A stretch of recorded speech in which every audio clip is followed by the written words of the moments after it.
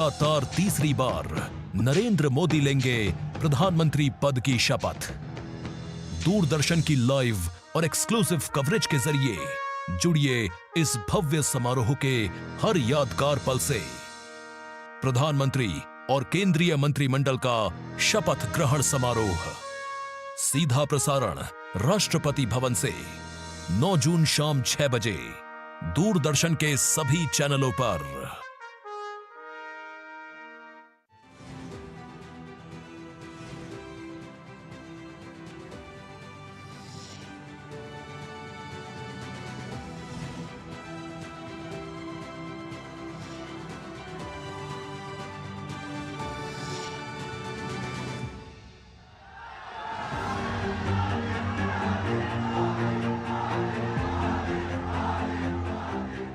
आपका ये मोदी, ये आपका सेवक है।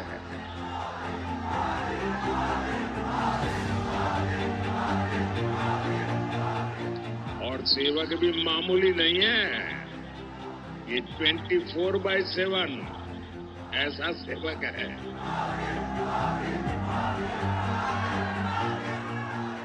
और मैं तो कहता हूं, आपके सपने ही मेरा संकल्प है। और इसके लिए 24/7 और 2047 ये मोदी का गारंटी है। आपने मुझे एक जिम्मेदारी दी और मैं उस जिम्मेदारी को बहुत ईमानदारी से निभा रहा हूं।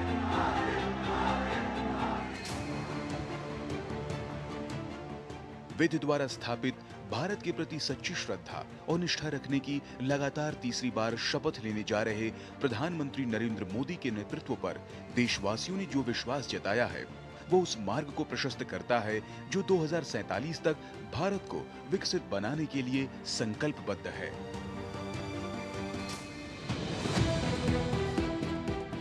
लगातार तीसरी बार देश के प्रधान सेवक की जिम्मेदारी निभाने जा रहे नरेंद्र मोदी यह करिश्मा दोहराने वाले देश के दूसरे शख्स हैं। जाहिर जो जन समर्थन और जन विश्वास उन्हें हासिल है, वो आज के दौर में किसी के पास नहीं है। उन्होंने भारत में बढ़ती विभाजनकारी ताकतों पर लगाम लगाने के साथ ही सबका साथ, सबका विश्वास और सबका प्रयास के नारे को बुलंद किया। उन्होंने कहा कि युवा शक्ति, महिला शक्ति, किसान और गरीब जैसे 4 मजबूत स्तंभ विकसित भारत की भव्य इमारत खड़ी कर रहे हैं। प्रधानमंत्री नरेंद्र मोदी के नेतृत्व में एनडीए सरकार ने गरीबी हटाने और उनके सशक्तिकरण के लिए जो कदम उठाए, उसका ही नतीजा है कि पिछले 10 वर्षों के उनके कार्यकाल के दौरान 25 करोड़ लोग गरीबी रेखा से बाहर निकल कर आए। यह असाधारण लक्ष्य इसलिए हासिल किया जा सका क्योंकि मोदी सरकार ने 4 करोड़ से ज्यादा गरीब परिवारों को पक्का घर मुहैया कराया और 11 करोड़ से अधिक ग्रामीण परिवारों तक पाइप से पानी पहुंचाया। धुएं से मुक्ति देते हुए पीएम मोदी की एनडीए सरकार ने 10 करोड़ से अधिक उज्ज्वला गैस कनेक्शन उपलब्ध कराए। इसके साथ ही आयुष्मान भारत योजना के तहत गरीबों को 5 लाख रुपए तक का मुफ्त इलाज मुहैया कराया गया। उन्होंने खुले में शौच के खिलाफ अभियान चलाया और घर घर में शौचालय बनवाए। सरकार का उद्देश्य रहा कि हर कल्याणकारी योजना उनके तक पहुंचे। सरकार ने हमेशा से गरीब कल्याण को कामकाज के केंद्र में रखा और सुशासन के मंत्र से जनता जनार्दन को राहत पहुंचाने का काम किया। 10 साल में हमने 25 करोड़ गरीबों को गरीबी से बाहर निकाला है।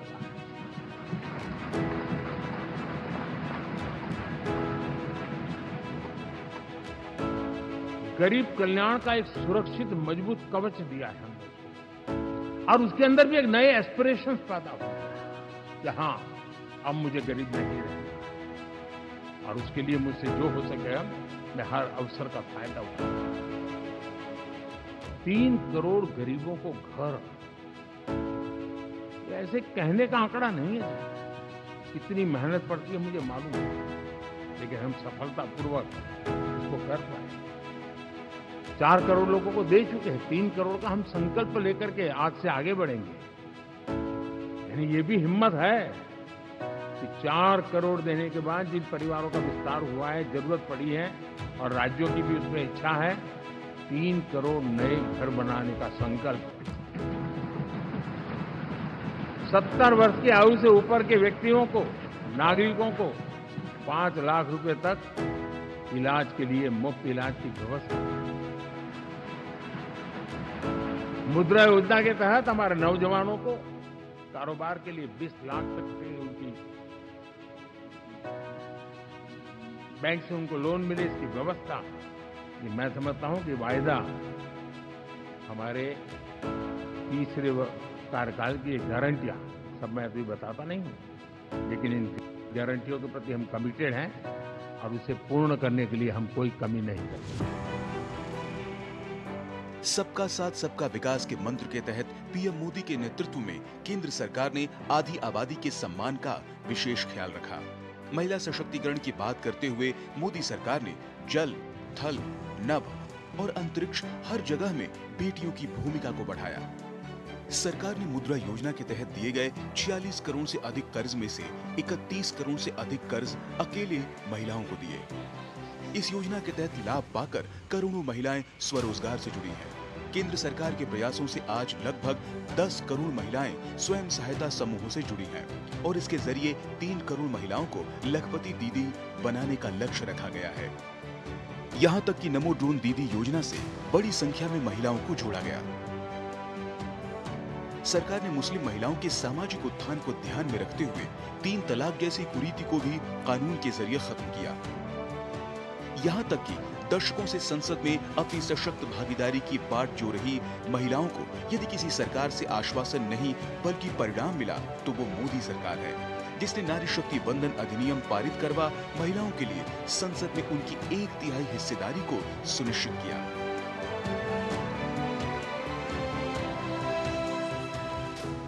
पंचायत से पार्लियामेंट तक हमारी नारी शक्ति की सक्रिय भागीदारी, ये हमारा कमिटमेंट है।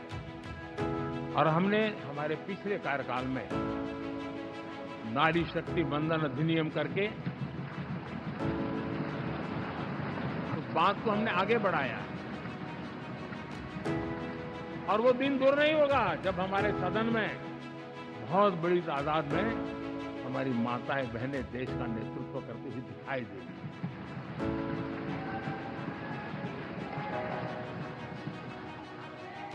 पूरे चुनाव में हम सबसे ज्यादा महिला उम्मीदवारों को टिकट देने वाली पार्टी है, हमारा कमिटमेंट।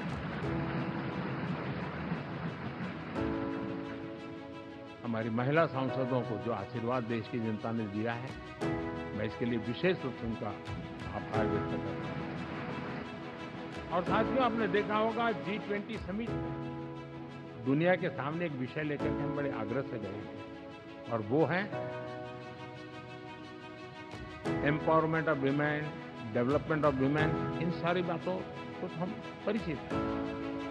हमने एक नया सिद्ध किया है और हम G20 समिट से भी इसको आगे बढ़ा रहे हैं, विमेन लेड डेवलपमेंट।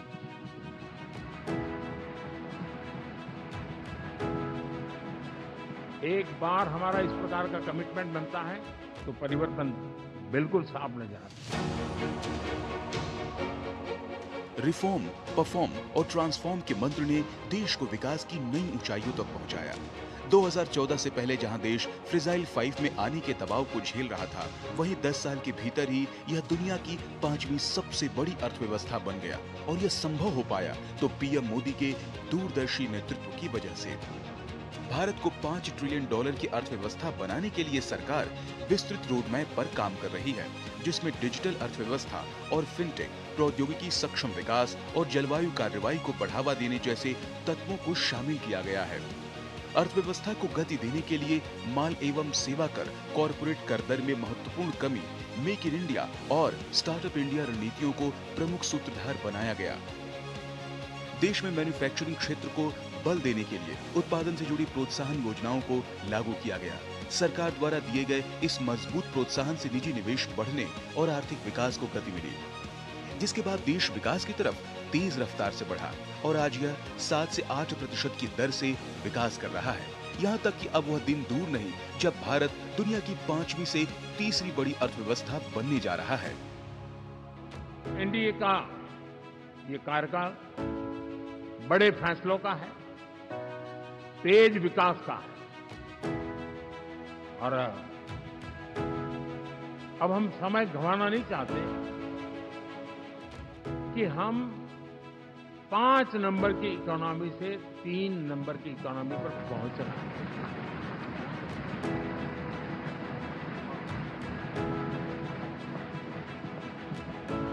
और ये खाली 5 और 3 का आंकड़ा नहीं है, उसके कारण जो अर्थव्यवस्था का कद बन जाता है वो सामान्य मानवी की आशा आकांक्षाओं को पूरी करने के लिए सरलता बढ़ जाती है। देश के लिए जो जरूरतें हैं वो आराम से पूरी करने का सामर्थ्य बन जाता है, और इसलिए हम उस दिशा में बड़ी कोशिश करके आगे बढ़ना चाहते हैं। भारत का विकास 140 करोड़ देशवासियों की मजबूत भागीदारी से सुनिश्चित हो रहा है। मोदी सरकार का एक और महत्वपूर्ण सुधार डिजिटल इंडिया का निर्माण है। आज पूरी दुनिया भारत की डिजिटल ताकत का लोहा मानती है। हर महीने औसतन 18 लाख करोड़ रुपए से अधिक का लेन देन डिजिटल माध्यम से होता है। आयुष्मान भारत स्वास्थ्य खाते के तहत लगभग 53 करोड़ लोगों की डिजिटल हेल्थ आईडी बनाई गई है। डिजिटल के साथ साथ फिजिकल इंफ्रास्ट्रक्चर में भी रिकॉर्ड निवेश हुआ है। आज भारत में ऐसे इंफ्रास्ट्रक्चर का निर्माण हो रहा है जिसका पहले हर भारतीय केवल सपना ही देखता था। पिछले 10 वर्षों में पीएम मोदी के नेतृत्व में गांव में लगभग 3.75 लाख किलोमीटर नई सड़कें बनाई गई हैं।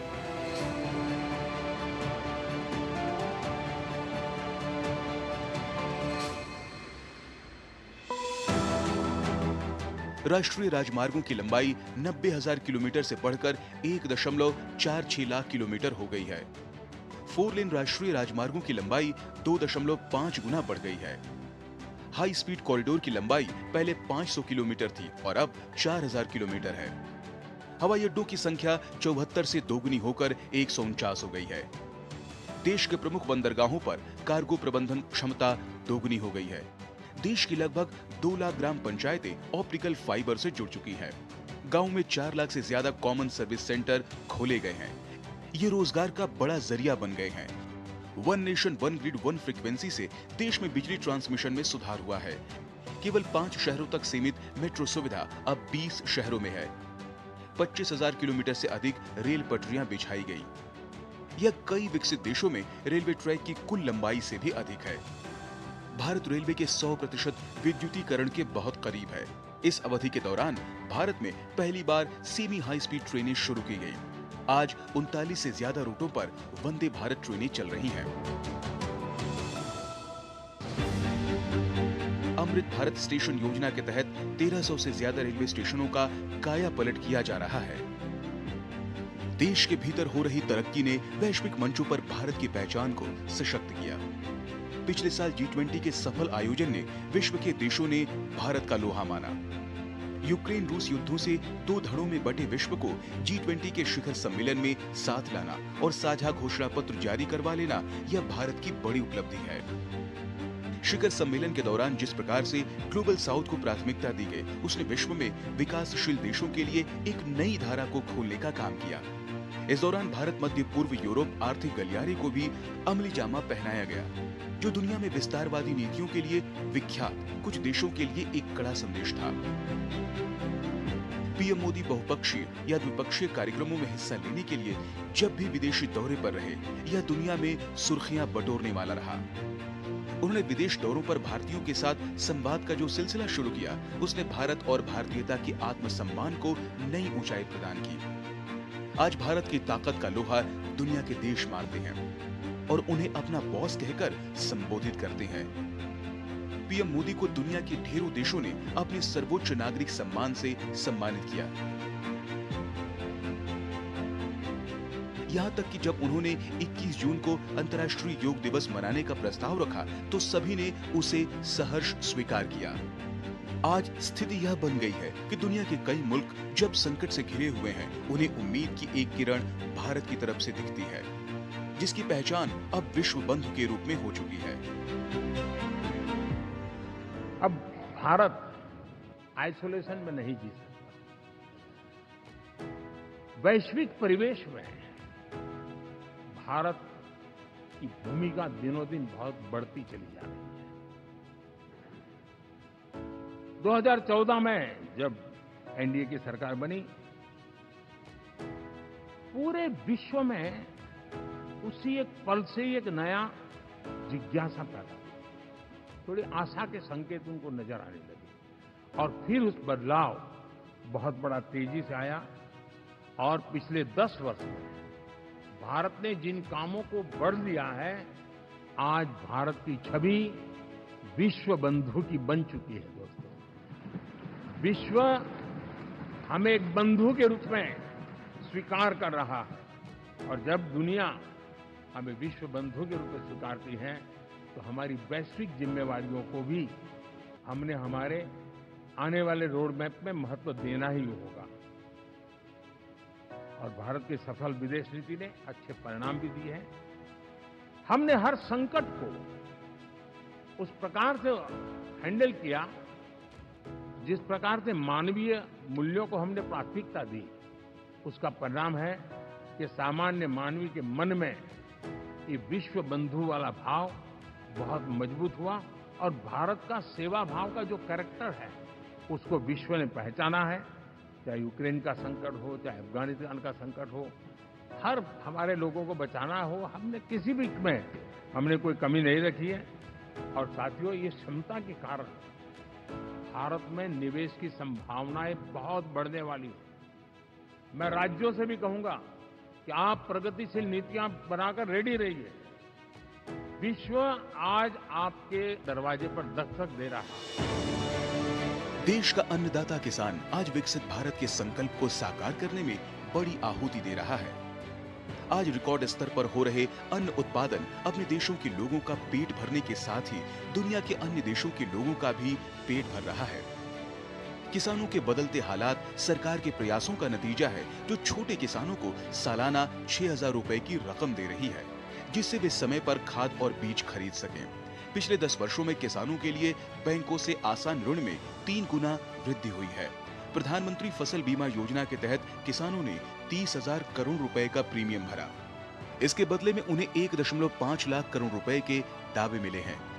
पिछले 10 वर्षों में किसानों को धान और गेहूं की फसल के लिए न्यूनतम समर्थन मूल्य के रूप में लगभग 18 लाख करोड़ रुपए मिले हैं। यह 2014 से पहले के 10 वर्षों की तुलना में 2.5 गुना अधिक है।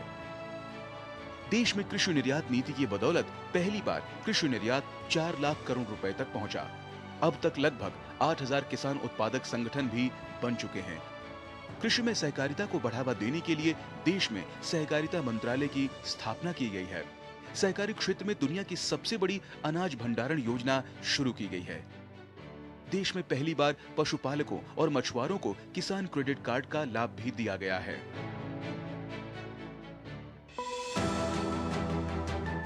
आज देश का आत्मनिर्भर बनता रक्षा उद्योग कई कीर्तिमान स्थापित कर रहा है। पीएम मोदी के नेतृत्व में वित्त वर्ष 2022-23 में रक्षा उत्पादन पहली बार 1 लाख करोड़ रुपए के पार कर गया। पिछले वर्ष के आंकड़ों की बात करें तो यह उनकी तुलना में लगभग 12% तक बढ़ा है। भारत रक्षा क्षेत्र में घरेलू उत्पादन बढ़ाकर आत्मनिर्भरता की दिशा में मजबूती से कदम बढ़ा रहा है। वित्त वर्ष 2022-23 में भारत ने 16,000 करोड़ के स्वदेशी हथियार और पुर्जे करीब 85 देशों को निर्यात किए।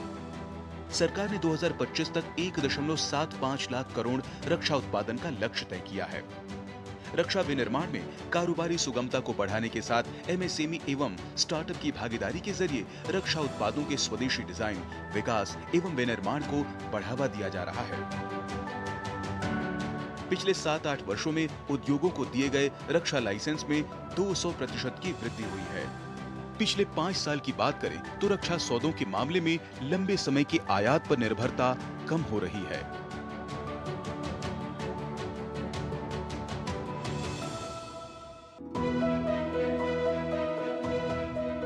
प्रधानमंत्री नरेंद्र मोदी के सांस्कृतिक राष्ट्रवाद का यदि सबसे बड़ा कोई उदाहरण है तो वो है अयोध्या में निर्मित भव्य राम मंदिर, जिसका उद्घाटन इसी साल जनवरी के महीने में किया गया। यह 500 साल के लंबे इंतजार के बाद ही संभव हो पाया। इसके साथ ही वाराणसी में विश्वनाथ मंदिर में आने वाले श्रद्धालुओं की सुविधा के लिए मोदी सरकार द्वारा काशी विश्वनाथ कॉरिडोर की स्थापना प्रधानमंत्री नरेंद्र मोदी के सांस्कृतिक राष्ट्रवाद का जीता जागता उदाहरण है। उन्होंने G20 शिखर सम्मेलन के दौरान भारत मंडपम में राष्ट्राध्यक्षों का स्वागत किया। इस दौरान उनके पीछे ओडिशा के कोणार्क सूर्य मंदिर और नालंदा विश्वविद्यालय की ऐतिहासिक तस्वीरें लगी हुई थी, जिनके बारे में उन्होंने स्वयं मेहमानों को जानकारी दी।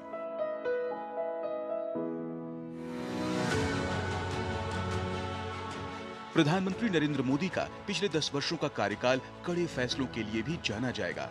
इस दौरान उन्होंने जम्मू कश्मीर से धारा 370 का खात्मा कर दुनिया को यह बताया कि जम्मू कश्मीर न सिर्फ भारत का अभिन्न हिस्सा है, बल्कि इससे जुड़े फैसले भी वे बिना किसी दबाव के ले सकते हैं। उनके इस फैसले से भारत का संविधान जम्मू कश्मीर में लागू हो पाया और बड़ी संख्या में वंचित समाज से आने वाले लोगों को आरक्षण का लाभ मिल सका। पीएम मोदी की सरकार ने गुलामी के प्रतीक को देश के हर जगह से हटाने का प्रयास किया। उनके प्रयासों की वजह से अमृत महोत्सव के दौरान कर्तव्य पथ पर नेताजी सुभाष चंद्र बोस की प्रतिमा स्थापित की गई। देश के सभी प्रधानमंत्रियों को समर्पित एक संग्रहालय का दिल्ली में उद्घाटन किया गया। पीएम मोदी के नेतृत्व में देश के अंतरिक्ष क्षेत्र ने भी बड़ी उपलब्धियों को हासिल किया। भारत चंद्रमा के दक्षिणी ध्रुव पर अपना झंडा फहराने वाला पहला देश बन गया और सफलतापूर्वक आदित्य मिशन को लॉन्च किया गया। आज का भारत पूरी तरह से बदल गया है। अब यह दुश्मनों के सामने घुटने नहीं टेकता, बल्कि यह घर में घुसकर मुंहतोड़ जवाब देता है। और इसका सबसे बड़ा उदाहरण 26 जनवरी 2019 का दिन है, जब भारत ने बालाकोट में एयर स्ट्राइक कर जैश-ए-मोहम्मद के आतंकी ठिकानों को ध्वस्त कर दिया, जिससे दुनिया में भारत की पहचान एक सशक्त देश के रूप में हुई।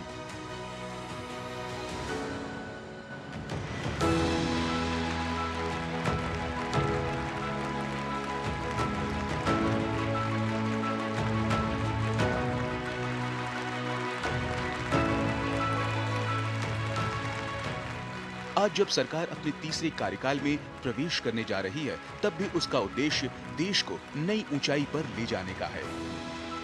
और इस बात की तस्दीक खुद प्रधानमंत्री नरेंद्र मोदी ने की है।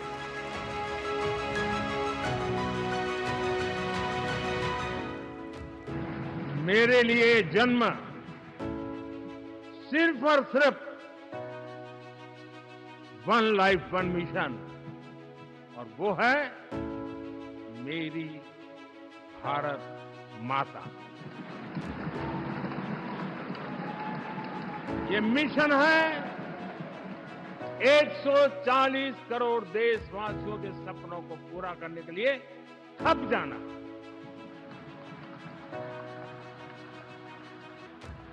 ये मिशन है 140 करोड़ देशवासियों को हजार साल की मुसीबतों से जो गुजरी हुई पीढ़ी दर पीढ़ी है, उसे मुक्ति दिला करके सम्मान के साथ विश्व में मेरा हर देशवासी दुनिया उसे देखे, उसका मन कर जाए, काश ये हिंदुस्तान का है, अरे नजर मिल जाए तो अच्छा होगा। ये मैं स्थिति पैदा करना चाहता हूं।